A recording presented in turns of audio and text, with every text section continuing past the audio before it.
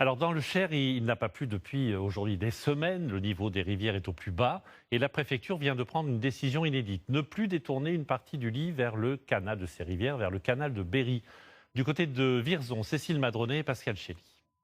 Allez, tu lèves. Daniel, tu peux lever. C'est un crève-cœur, mais cette association doit sortir ses bateaux de promenade sur le canal de Berry.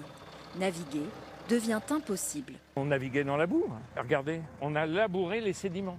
On voit bien la baisse de niveau. Lorsque le canal est à son niveau correct, on ne voit pas les pierres. Une situation exceptionnelle sur cette partie nord du canal, près de Vierzon. Les rivières qui lui apportent l'eau sont au plus bas. Tous les points d'alimentation doivent être fermés, au risque de mettre le canal à sec. C'est même triste à voir, hein. Il y a des très belles carpes ici, des brochets. Voilà, il y a des canards, ça vit vraiment bien. Hein. Dans l'urgence, tout est fait pour limiter les pertes en eau.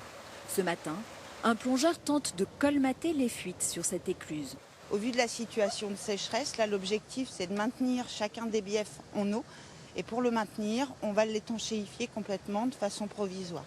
Les pêcheurs vont surveiller de près l'évolution de cette partie du canal.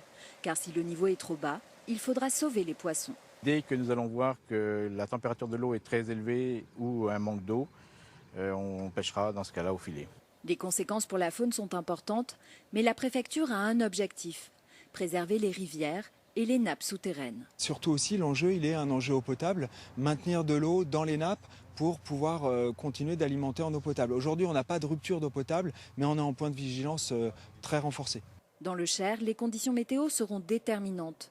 Un nouvel épisode de canicule risque d'aggraver cette sécheresse exceptionnelle en juillet.